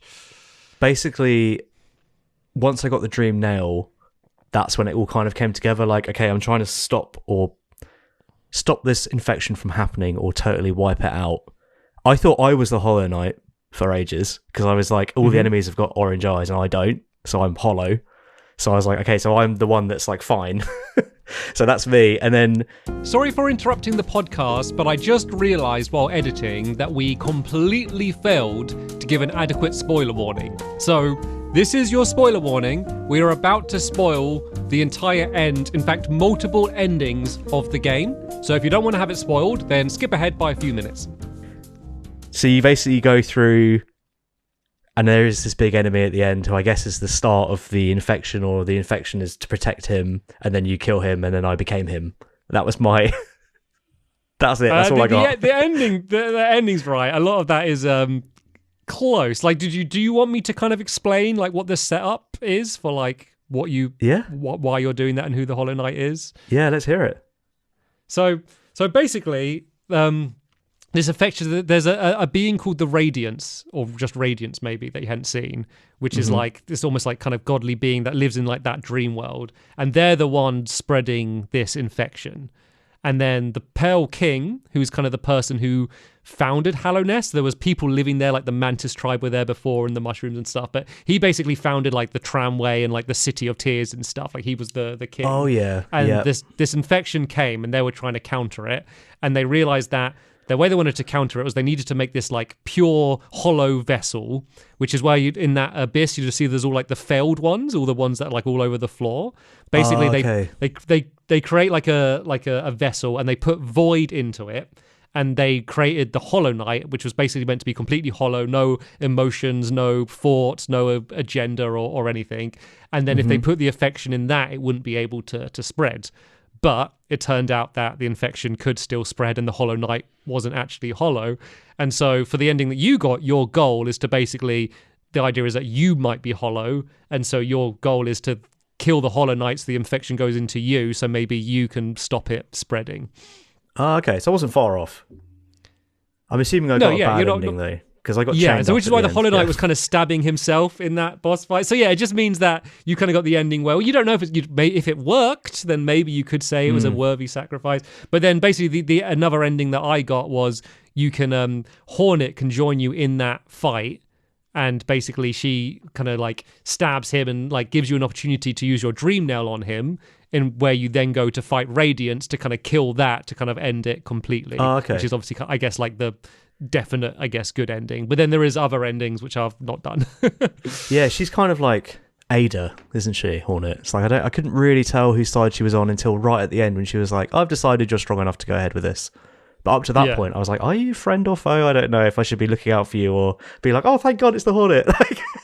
Yeah. Cool character. She's though. kind Cool of your design. she's kind of your half sister, sort of. So she's the daughter of the Pale King who created you, and then one of the dreamers, the one who was down in Deep Nest. It's like their daughter. So the dreamers were basically there to like guard the gate, basically, like they seal it. But then they're just kind of sleeping in Dreamworld, and some of them agreed to do it because they wanted to do it to stop the infection. But one of them was like, "If you give me a daughter, then I'll do it." And then that's who Hornet is.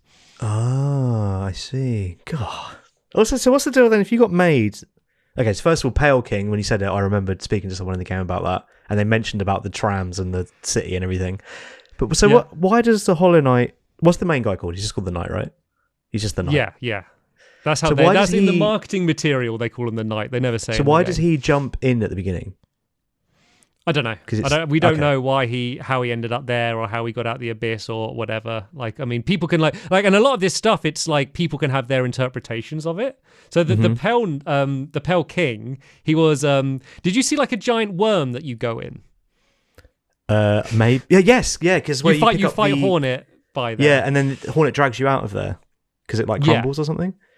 Yeah, which I also thought was really funny because they were like, I've decided you're strong enough and good enough to do this, and the first thing you do is get caught in a tunnel. That is good. So that worm, they're basically like higher beings, and so that worm died, and then there was an egg inside of it, and that egg is what the Pale King hatched out of. So he's like some higher being. They're meant to be basically able to like see in the future.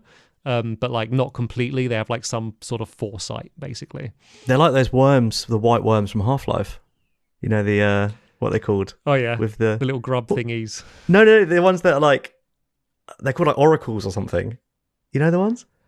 Oh, the ones that fly around and like from the end of Half-Life 2. They're like telekinesis and stuff. Yeah. Oh, okay. They kind of like they look like the sandworms in like Dune. It's probably they're really long and stuff.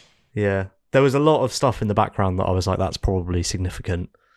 But I am running out of time to finish this game, so I'm going to run on. There's a lot of like giant bugs like in the background dead, and in front of them will be like a charm. I'm sure there's something interesting there, but I need to crack on. The journal's quite good for that stuff, because if you kill a boss, you get the journal entry about them, and often that will say about them, but also give you some like flavor about like the area they're in or people they've interacted with. Yeah, and you get that journal from the guy that like looks like it's going to be a horrible boss fight. Yeah, and I know. Like, even on the map, it looks so scary, doesn't it? Yeah. There's all thorns and stuff, isn't there? And then he just gives it to you. Yeah, no, it's cool. Should we do a question? We've got a lot of questions. Yeah. I think some of these we might have covered already. Well, I can ask you this one. Taryn K on Twitter, who's written quite a lot before, said, did you use all the tools they gave you during combat, I found myself rarely using spells, opting for my reliable nail most of the time, but I think it offers a kind of replayability where you can create different builds for different playthroughs. So did you go the same as you did the first time round? No, so I found a lot more charms this time round than the first time. I definitely use spells a lot more because I kind of didn't really focus on them much at all before. But now I realise there's a lot of times where, say, if an enemy's floating up high about to attack and I'd be waiting to dodge and then they'd come down and attack them, I'd use that as an opportunity to like jump up and shoot a spell or do an upper cut spell or something. So I definitely use spells more. And because I knew I was doing the podcast, I was actively just trying to like experiment more and use charms that like I know it probably isn't the most effective for me, but I just want to try it out. So I definitely experimented more. And also I was just better at the game. Like I hardly struggled with combat at all this time. Yeah. And so I didn't feel like as pushed to the edge to need to use the charm, like the best charms, you know, because I felt like, oh, I'm probably going to get past it anyway. And if I don't, then I can go back to my favorites. Yeah, I think I would enjoy this game a lot more the second time round. When I have a bit more of an idea of what it is I'm meant to be doing and where, you know, what the flow is and, you know, what the gameplay is like. Just carry on. I mean, you've not seen half the game yet. Like, so I finished it and seen the credits. So does that mean it just spit me back out before that fight? Yeah, you'll be on the bench just before that boss fight, and then you can just carry on, and then you can get other. So it's good because it doesn't lock you out. Like you don't have to play through everything again. Like you can go and do another ending now if you want, and it will roll credits again. Yeah, that area is also really cool. That really long black corridor. When I was flying down there near the end, and I was like, I'd gone and bought a charm, and I was like, I'm just gonna fly down there. I was like, come on! What else have we got here? Is a good opportunity for you. Pretzel Man on YouTube asks about your favourite detail. Obviously, you got that big list. So okay, let me pick one. So one of the nice things is when you're exploring and it kind of loops back, like when you're going through Crystal Peaks and you suddenly realize that you're above Dirtmouth.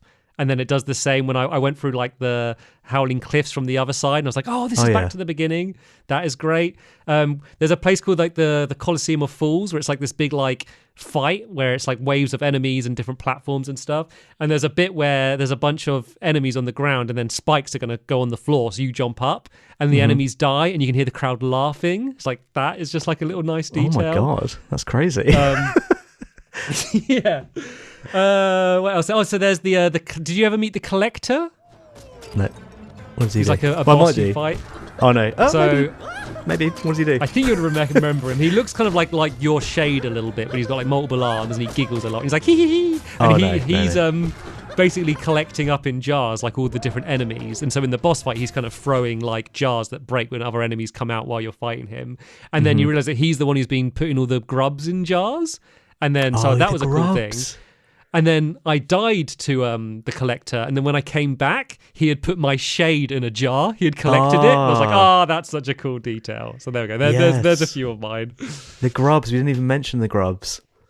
Yeah, that was always a nice little. When you think it was quite good because it was like they obviously wouldn't be on the direct path, but it wouldn't be like, oh, it's a grub. Like it's always good to get them, and it's always like I will make the effort to go and get them because they're so cute. Yeah.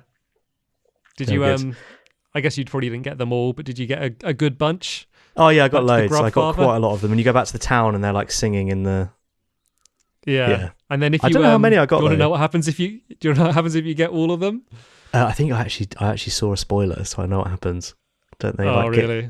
Let's just not spoil it for everyone. We both know what it is. Yeah. If you know, you know, and if you don't, then it can be a surprise for you. Yeah. Cyber Grape on Twitter asked, who is the most bug-eyed out of us two? I feel like we're equal level bug-eyed. I mean, leave your comments down below. Yeah. I guess. Be nice. My eyes like looking different ways. Like you need to clean your eye. Just lick it with your tongue quickly. For the audio listeners, we both lifted our glasses and stared down the lenses of our cameras. Yeah. We've got a question about. So this is from LP, who I mentioned earlier on the Discord, who said, Hollow Knight is often called a Souls-like because of the bench/shade respawn system and the difficulty of the bosses. Personally, I found it much more approachable than any of the FromSoft games in that it's not just difficult for the sake of being difficult. What are your thoughts? So firstly, I don't think they're just difficult for the sake of being difficult. You're going to say that way at the very beginnings. Like I see the comparisons. Obviously, the fact that you die and then you leave a thing, like, I mean, that is in like that's that is in Souls, and then sitting on a bench and respawning them. They don't actually mention like Souls in particular. I mean, they mention Bloodborne, but that when listing inspirations, I think they kind of naturally got to that area.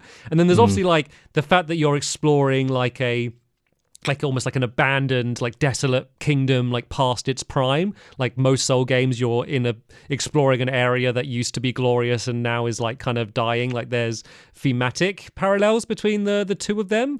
I don't know if it is a Souls-like. I mean, it's like no one knows exactly what a Souls-like is and where that line ends. So I wouldn't say either way. But there are certainly similarities, and there's things that I like in this game and Souls games. Yeah, I think it feels like a Souls-like game or a Souls game, but I guess because there are so many less variables, it kind of feels a little bit easier to manage than a Souls game. Like you're not opening a page of stats in this game ever. Yeah. And the fact glad because the fact that it's 2D rather than 3D means you're already dealing with 359 less degrees of forwards and backwards movement. So absolutely that helps. Yeah. But I do get the similar sense, like when I arrive in a new area in Hollow Knight, I have the same emotion as when I arrive in a new area in a Souls game of like, okay, what's it going to be? Like, what's going to be here? Let's start like mapping it out. Let's try and make sure we find all the secrets, get all the items, and then eventually, it'll be an area you run through without thinking later on. Like there is that similar structure between the two of them. So keep that in mind. Keep that in mind for this, because Muppet on the Discord, it says most obvious question for Ollie, but I can ask you as well. Did you hate the navigation of this game? And the reason I say keep that in mind is, for me, the first thing I did when I got to a new area is I would just go as fast as possible until I found a bench. Because I was like, I need to set my, put my flag down. Is that a normal Is that the way you should be doing it? I don't know. Yeah, so when I reach a new area, first I'm like, I want to find Conifer and I want to find a bench. And then from there, I can see everything and then start spreading out. Like, yeah, I mean, that's pretty normal. I mean, I'm not like run past and ignore. Like, if I see an item, I'll pick it up like on the way. I'm not like just like. Well, I just didn't trust. I didn't trust anything in this game, so I was like, I'm not even going to pick up. It's like, I'm not going to go near that. I know we've kind of gone off cool details, but there's the bit when you go and sit on a bench and you can't get up and you're webbed down, then all the NPCs approach you. Isn't that isn't it like a? I thought it was going to be a big spider, because it's like a spider's web, and then there's 8 NPCs, and I was like, that's probably one on each leg. And doesn't it turn out that's not the case? It's by one of the dreamers, isn't it? Yeah, it is. Yeah, it's Beast's Den. That's Beast's Den. That's the one over on the left. It's like hanging. Yeah, that was cool. That bit though, and then you're like wiggling out, and then you got to go through Beast's Den, which is like a one track. Oh man, I tell you what, those like enemies with the masks that are like huge, took me so long to figure out how to kill them. Where you like which wait ones for them. are those? They like their mask opens and they go like. Wee! And then it took me, because I was hitting the mask and obviously they counter, and I was like, what am I doing wrong with this? And then it took me quite a long time to realise I meant to wait for the mask to open. But then once you know that, you're kind of like edging them back, and it's like and they kind of go forward and back, and they're so loud, like they're on the ground, like as they come forward and back. And you can use nail arts are quite good. Did you use nail arts at all? I unlocked you get 2. I think I got 2 of them. Okay, I got charge. That's one of the few, because I didn't use them much, but that's one of the times where it's like you have a short window, you want to maximize damage you can do. Like that's when they're quite useful. I use it quite a lot on the Watcher Knights, the charge, because you can see when they're getting up. So I would just stand back and then wait. As soon as they finish roaring, I'd just be like, I hit them with that, and it makes such a good noise as well. It's so loud. Yeah. I think most of the other questions we've covered them already, but thank you for writing in as always. Yeah, I think this is obviously one of our longer ones. Hopefully we've covered a lot of things. But as always, leave any comments down below on this one, and we might reply. If you have any specific questions, did we do a thing? Did we see this? Or any tips or whatever? We can carry on the conversation there. But apart from that, is it list time? It's list time. Right. List time. List time. Can I go first? Well, I have a very, very quick change I'd like to make. Okay. Very quick. I think we need to. Right, sorry. I know we've been here for over an hour already, guys. No. It's a quick. Ollie's going to start messing around. Your joke was longer than what I was about to say. I think we need to remove the no invert option. because we're getting near 40 games, and I don't want it to be diluted by the fact we can't figure out when we hit 40 because we've got this gap in the list. It's had its time. It was funny. It's been there for about 20 episodes. It doesn't need to be there anymore.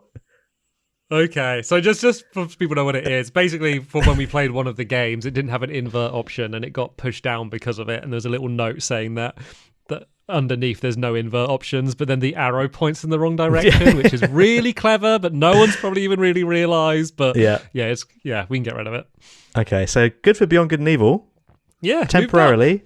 Oh, we also I haven't finished off moving.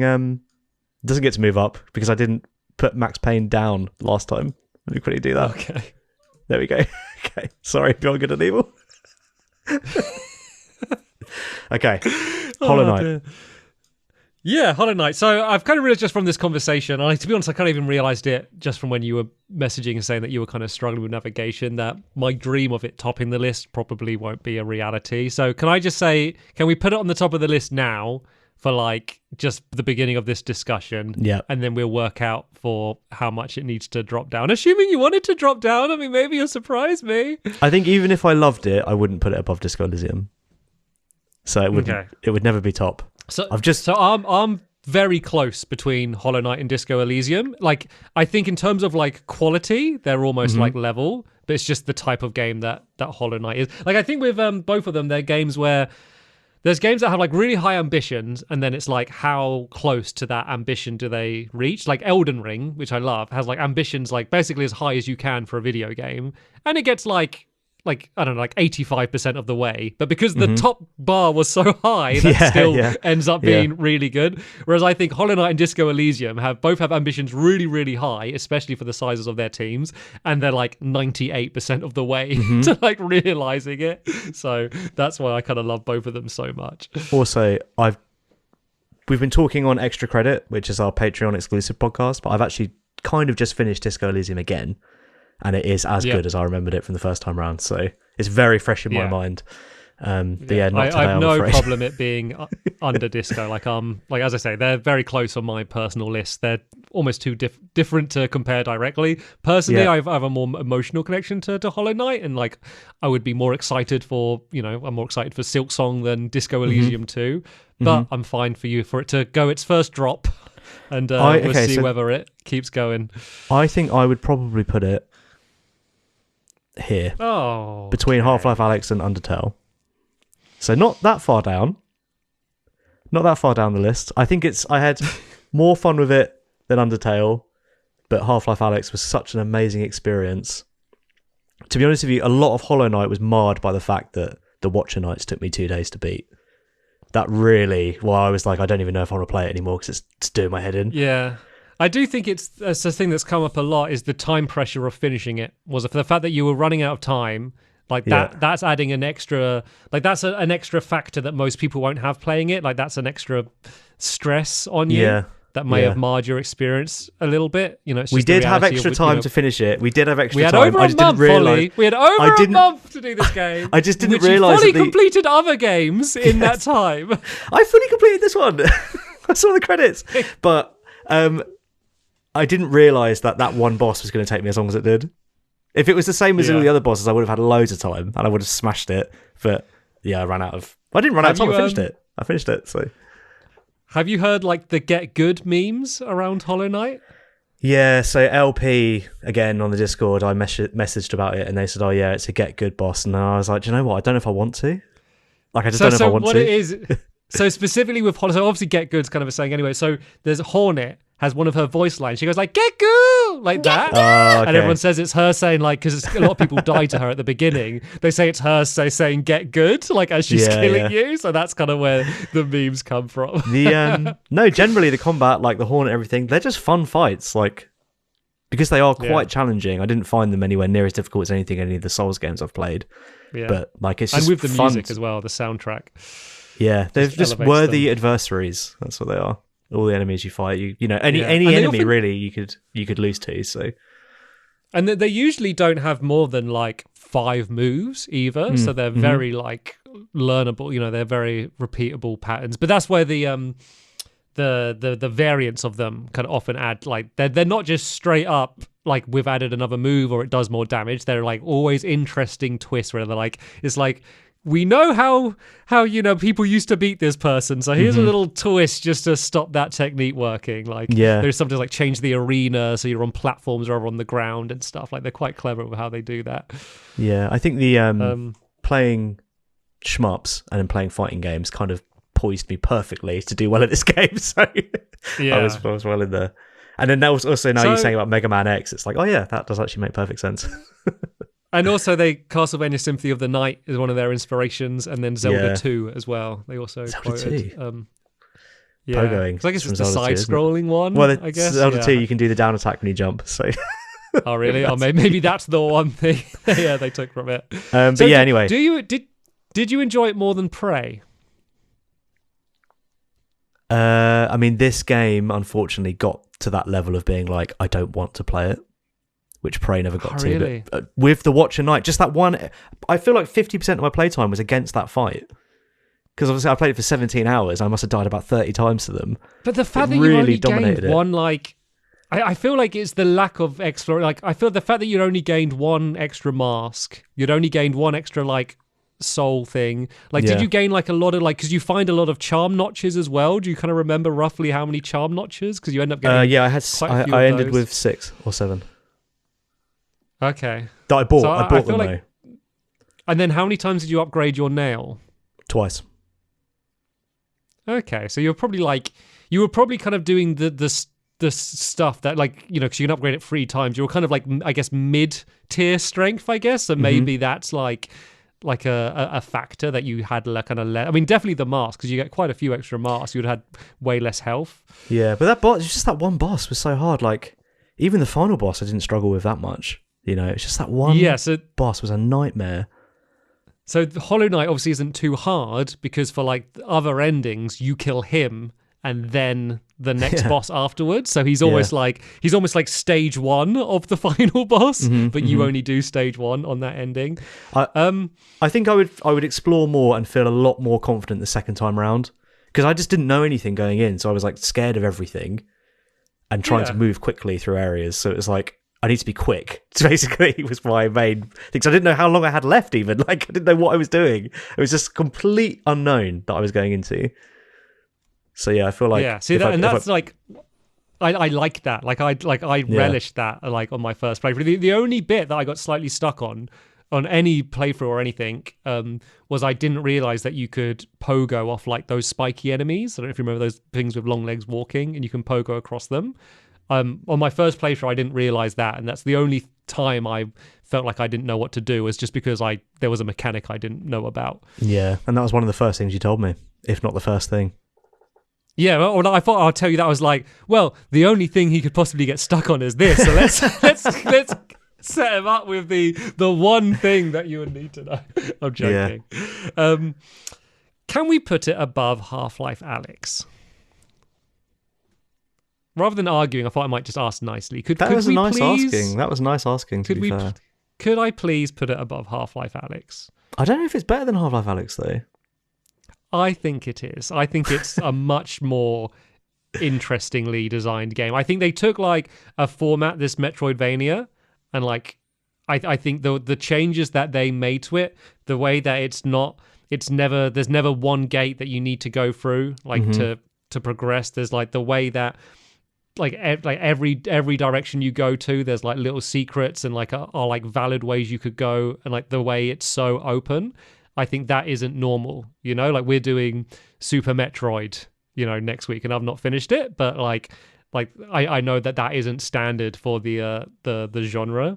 Yeah. And the fact that they pulled off, like just in terms of like raw like design, like forgetting the fact that it's like 2D artwork, like it's so impressive that design works. And I think it kind of has to be made by a small team for it to be that complete and like you can't brute force that good design by having like multiple lighthouse studios around the world that are TV, needs to come from like a consistent small group of people. And I've not played a game that has pulled that off better. And I think Half-Life Alyx is like, it's in our favorite series of game. And I think it's a great game.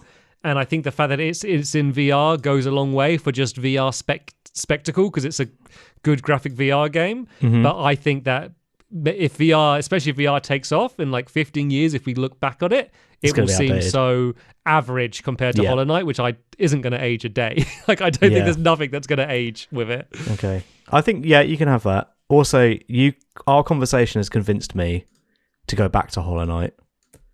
Not that I was like 100% against it, but I was like, I guess I literally just finished it like 2 hours ago. As well, I probably didn't help. But before the podcast started, I was thinking about putting Hollow Knight down in like 24, 25 area. Okay. Oh, wow. And then talking to you, I've been like, I just need to remember that my frustration with that Watcher Night will never happen again. And I'll probably be plain sailing if I went back to it. And it would be all right. Yeah, and also, like, you felt pressure to, I've got to beat this. Whereas I think, like, normally if you were playing it and you're like, oh, these are tough. Oh, I'll put a badge on the map and I'll go and wander off and I'll come back to them later. Like, you wouldn't have had that pressure to beat them, because you wouldn't have had that time pressure. The other side of that is I didn't know what was optional and what I was meant to be doing. Like, I didn't have that for so long that I was like, is that an optional thing? I don't know if it's okay to leave it. No, but even if it isn't, if it is required, and I think they are, like, you still have to do it now. There's like always so many things that you could be doing at any time.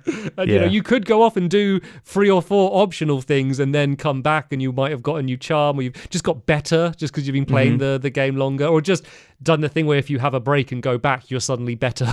That's just the way games kind of works. Having a break, often when you do return, you end up doing better. But I think you were like, I've got to beat it, and you're banging your head against the wall and getting frustrated. But I think that is because of the format of this podcast. Yeah. Well, he was also my third streamer. Oh, no, he wasn't. You said to me, go and fight the other one and then come back to him. And I did that. Yeah, I think it's just because you were having trouble. I was like, just do something else and then come back. So Hollow Knight's now, so it's underneath Walking Dead Season 1. I think it could go above Walking Dead as well. Okay. Oh, brilliant. Yeah. I don't think we need to. Okay, well, now it's going up against Doom and Prey. This is where it's getting difficult now. This is getting difficult now. Doom and Prey are, because above it is Death Stranding as well. Yeah, I mean, I don't think I'm going to get you on Death Stranding, but I think it could go above Doom and Prey. Like, we both love Doom. I think I like Prey more than you. I think you probably liked Hollow Knight more than Prey. Yeah, I don't know. I feel like, let's do it for now, but I feel like it'd be one of those things that I need to let enough time pass because it's so fresh. Like, I literally just did it. Whereas, like, when we first did Prey, I was like, oh, I'm not that hot on it. But then I played Bioshock 2, and now I'm like, oh, Prey's actually really good. Wow, poor Bioshock 2. Down at 25.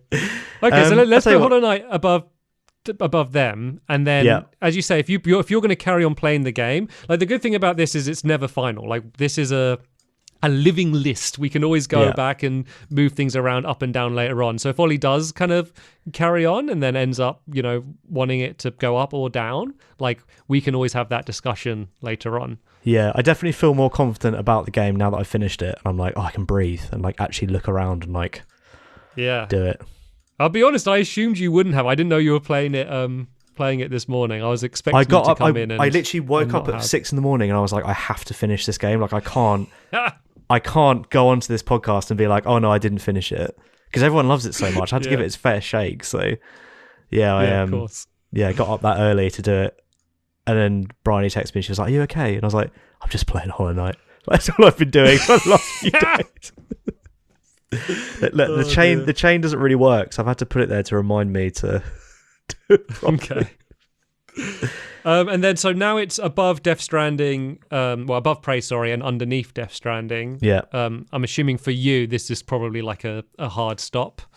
I mean, once we get above Death Stranding and upwards, we're getting into like my favorite games ever made territory. So and it's fair enough, because I think like I think you're probably slightly more hot on Death Stranding. I think we're probably about equal on The Last of Us, whereas I'm red hot on Hollow Knight, but you're a bit cooler. I feel like 1, 2, 3, and 4, we all agree are like masterpieces and deserve to be in the top. Whereas, and I think even though I would put Hollow Knight above all of them, I think us agreeing kind of has more weight to it. So I'm fine to not push my luck here. I've done better than I expected, considering where you first ended up. Well, down. I knew speaking to you would make me more excited about it, because it always does.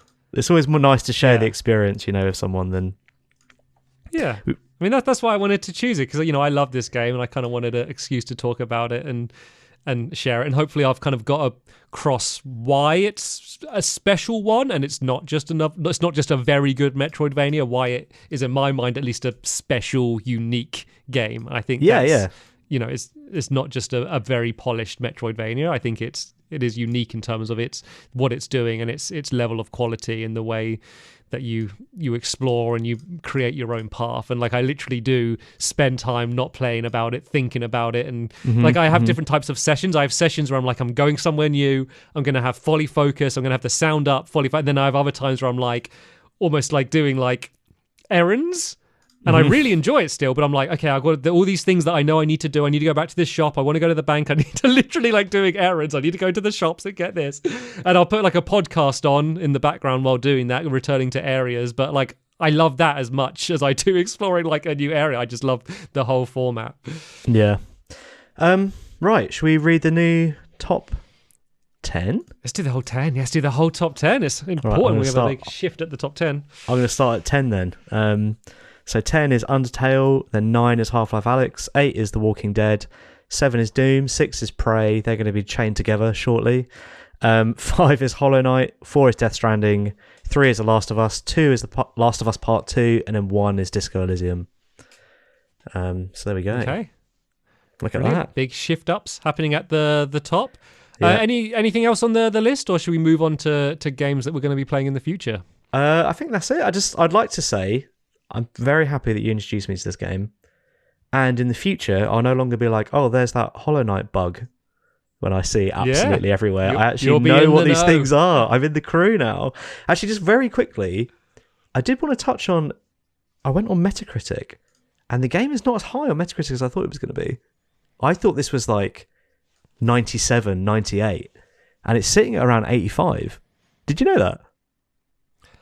No, but I think it was it was a grower, because if you imagine someone reviewing the game, they're going to be reviewing. They probably had less time to play it than you did, and with those restraints, they probably rolled those first credits and then wrote the review because they got time pressure. And the things, and it wasn't hugely hyped, so there probably wasn't loads of people reviewing it the first release.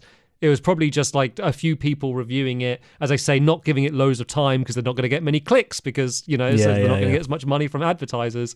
Whereas I think now it's if it was reviewed now, it might end up doing better. And I wonder if there's maybe if there's the Switch version of Metacritic. I wonder if that would end up being higher because that was the highest a more one. recent release. Yeah, so I've got all of them here, and the Nintendo Switch version is at 90. Yeah, so that kind of makes it. I mean, and that's probably where, I think it probably deserves to be around 90. So I think the fact that that's a more recent release, that makes a bit more sense, because that was the Void Heart edition only with all the DLC and time to pass. Yeah. Cool. Okay, so games that are coming up, we've actually only got 2 announced. But the next one, May 19th, is Super Metroid, which we're playing with a guest, and that's also available on the Nintendo Switch Online service, whatever it's called. You can play it on the Super Nintendo on there. Don't play the SP version, like Joe did. Play the proper Super Metroid. Don't load up and realise something's wrong. So the SP version, it basically, you have all of your abilities. You're basically just in the middle of a game. And I loaded it up and I was like, wait, is this the start of the game? Because I know that there's sometimes a thing where you have all your abilities and they take them away or something. But I was like, there was no title screen or anything. Yeah. But then I realised I was being silly. But why was that one really high up and then the other one was down? Yeah. I don't know. That's what's funny about those Metro games. She falls over and it all falls down a drain. Oh, my abilities! Oh, every time. I'm so stupid. Have got really scattered throughout this world. Okay, then after that, we are doing Redfall. Hello. Sorry for interrupting the podcast again. We don't normally do this, and now we've done 2 in 1 episode. Basically, we had a very last minute change of scheduling, and instead of doing Redfall in a couple of episodes' time, we will in fact be doing Humanity. And Humanity is a new puzzle game that's coming to PS4 and PS5 and PSVR, where like you kind of control these little people and move them around. You can look it up. It's called Humanity, and it's coming out on the 16th of May. So we'll be doing that instead of Redfall. And the reason for that is I downloaded and played Redfall today with company. I had someone else here, and both of us started feeling motion sick after about 2 or 3 minutes. The game's not had a great launch. It's been pretty rough going, and I figured if we're getting sick from a couple of minutes, I don't want to make you guys watch an hour of it. So yeah, we're going to be doing Humanity instead, and maybe in the future, when Redfall's had some patches, we might come back to it. Cheers. And then after that, we do have a game planned, but we're kind of hoping we're going to hit our Patreon goal. Yeah, do you want to kind of talk about that? Yeah, so we are currently only 4 away from a audience-voted game pick episode. So you can pick whatever you want. There'll be a vote for the game, and whichever one wins, we will play, basically.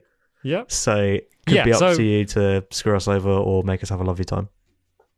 Yeah, hopefully make us have a lovely time. So we keep getting really close. So I think we peaked at like 118, so we need 120. Yeah. So this is the goal. So we keep going up and down, getting really close. So we just need like just at the same time, just a little group to do it, and then we'll get over it. And then we can just we can 4. It's only 4. It's not that many. It's only 4.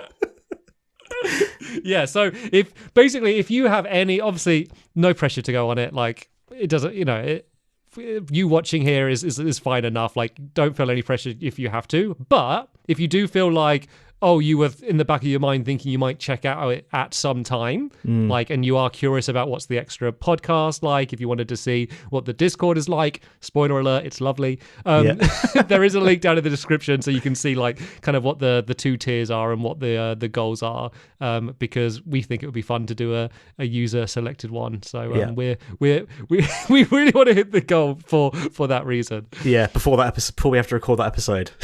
Would be good as well. Yeah. I guess we'll save it for next time then. If we haven't hit it yet, we can announce what the next one will be in that place. Yeah, by next podcast, we'll see whether we hit it or not, and whether we'll do the other game, which will be a good game nonetheless. But yeah, that's going to be the end of this podcast here, unless there's anything else that you want to mention, Ollie? No, I don't think so. That's it. That's everything. Okay, so have fun with Super Metroid if you're going to be joining us playing that. The easiest way is obviously on the Switch, as Ollie mentioned. That's where we're going to be playing it. Apart from that, cheers so much for watching or listening, and we'll see you in the next one. Bye. Cheers, bye.